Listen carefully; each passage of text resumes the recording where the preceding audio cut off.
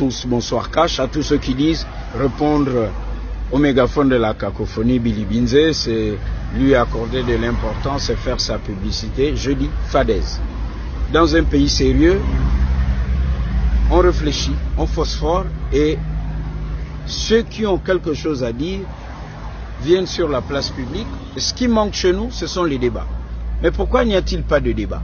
Parce que pour apporter la lumière, il faut être aussi soi-même porteur de lumière. Nous disons, si vous avez quelque chose à dire, ben, venez sur la place publique. C'est argument contre argument. On m'a beaucoup reproché d'avoir pris certaines positions en 2016 dans le contexte post-électoral. On a fait comme si ces positions étaient mes positions à moi.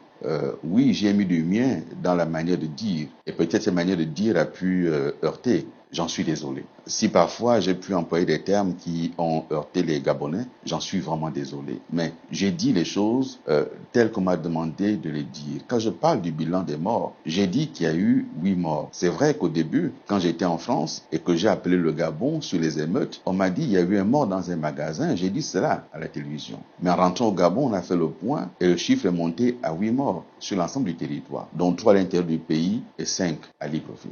J'ai toujours tenu ce chiffre-là, et pas seulement moi, le gouvernement a tenu ce chiffre, parce que c'est un chiffre qui n'est pas de Billy Binze. Je n'ai pas eu les moyens, moi. Un élément qui m'a également déterminé à écrire, ce sont les menaces qu'on a fait peser sur ma personne. Menaces directes de me mettre en prison, menaces indirectes de s'en prendre à moi, aux miens. Et j'ai dit, bon, mais quitte à aller en prison, allons-y, mais au moins j'aurais écrit quelque chose. Et parce qu'on ne met pas un esprit en prison, on ne met pas une âme en prison. Le corps peut en souffrir, mais l'âme restera. Et les jeunes qui vont m'écouter, c'est d'abord à eux, parce que si nous avons fait des erreurs, nous avons commis des erreurs, nous devons tous apprendre de nos erreurs. Et lorsque j'insiste pour qu'il y ait une commission, c'est parce que il y a mensonge. On ment aux Gabonais. On ment aux Gabonais quand on leur dit, en un an, on a construit des châteaux d'eau. On ment aux Gabonais. Parce que ces châteaux d'eau-là, je sais comment ça a été construit. Je sais comment ça a été lancé. C'est moi qui les ai lancés. Et ce n'est pas un an. Ça prend 18 à 24 mois pour construire un château d'eau. Donc, lorsqu'on gère l'État, on ne peut pas faire de tels mensonges. Lorsqu'on dit que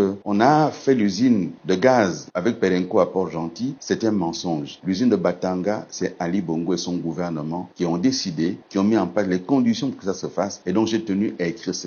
Lorsque je fais au Vent Makokou, j'entends les gens dire, ouais, mais Bibi Binze a été ministre longtemps, il n'a pas fait au Vent Makokou. Mais devenu Premier ministre, c'est moi qui ai négocié 150 milliards avec BGFI. Donc, 60 milliards ont été décaissés au mois de juin 2023, précisément pour lancer les travaux au Vent Makokou, que j'avais annoncé au mois de juillet, pour lancer les travaux de finition Tchibanga-Ndende, pour finir également Tchibanga-Mayumba, il restait 6 km, mais aussi pour finir Port-Gentil-Omboué, il restait une douzaine de kilomètres. Nous avons fait cela. Et la BGFI, pour décaisser cet argent, avait demandé qu'on indique les tronçons routiers qui seront pris en compte. C'est moi qui ai signé le courrier à BGFI pour indiquer les tronçons routiers. Quand j'entends dire aujourd'hui que ça a été fait par les nouvelles autorités, c'est un mensonge. Disons aux Gabonais, l'État est une continuité. Ceux qui arrivent poursuivent ce qui a été là. On ne peut pas remettre en cause systématiquement ce qui a été fait. Il ne faut pas que les jeunes Gabonais entendent ça et prennent ça pour la réalité. C'est pour ça que dans ce livre, j'indique que avant que finalement notre mémoire ne chancelle et que les vivants s'en aillent, il faut écrire. Il faut écrire parce que